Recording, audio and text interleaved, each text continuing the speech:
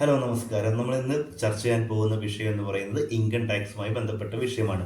Income ടാക്സിൽ പുതുതായിട്ട് 2025-26 സാമ്പത്തിക വർഷത്തിലേക്ക് കൊണ്ടുവന്നിരിക്കുന്ന പുതിയ ടാക്സ് നിരക്കുകളും അവ നമുക്ക് എങ്ങനെ പ്രയോജനപ്പെടുന്നു എന്നുള്ളൊരു ചെറിയൊരു വീഡിയോ ആണ്. വളരെ പെട്ടെന്ന് ഞാൻ പറഞ്ഞു പോകാം.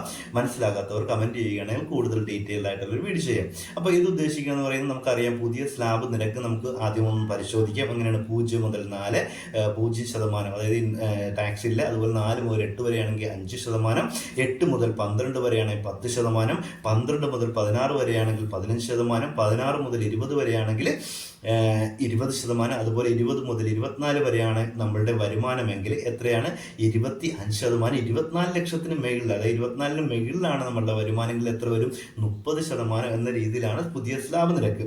എന്നാൽ സാധാരണക്കാർക്ക് ഉപയോഗപ്പെടുന്ന ഒരു രീതിയിൽ, അതായത് മിഡിൽ സ്ഥിര വരുമാനക്കാർക്ക്, ശമ്പള വരുമാനക്കാർക്ക്, അതുപോലെ 12 ലക്ഷം രൂപയ്ക്ക് താഴെ വരുമാനമുള്ളവർക്ക് ഉപകാരപ്പെടുന്നത് രീതിയിലാണ് ഇത് ക്രമീകരിച്ചിരിക്കുന്നത്. അതായത് ഒരാളുടെ വരുമാനം 12,70,500 രൂപയാണെന്ന് നമ്മൾ ചിന്തിക്കുക. അങ്ങനെ വരികയാണെങ്കിൽ അയാൾക്ക് സ്റ്റാൻഡേർഡ് ഡിഡക്ഷൻ എന്ന രീതിയിൽ ഒരു 75,000 കിഴിവ് ലഭിക്കും. അപ്പോൾ അയാളുടെ വരുമാനം 12 ലക്ഷം എന്ന രീതിയിൽ കണക്കാക്കുന്നു.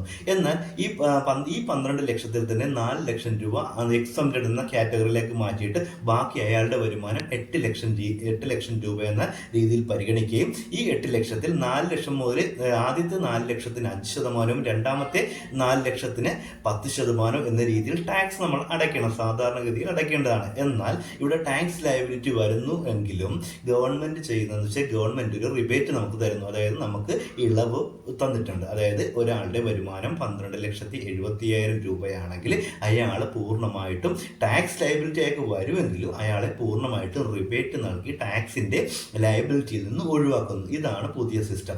എന്നാൽ നമ്മൾ